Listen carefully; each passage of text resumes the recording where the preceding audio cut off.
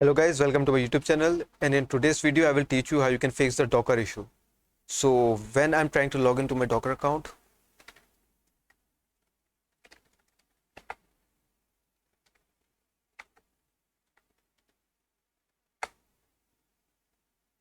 I'm getting this error.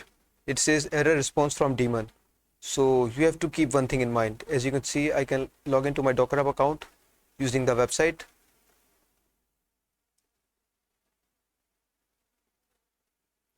You can see I've logged in successfully, but I cannot log in using the Docker CLI.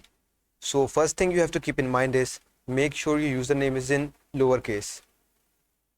As you can see, here I wrote in uppercase, and let me just try to log in again.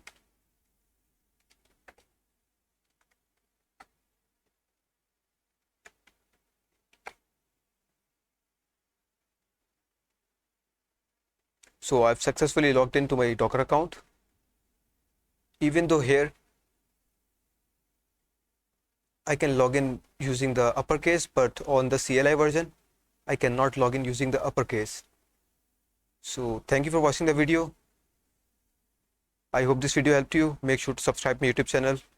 Take care and goodbye.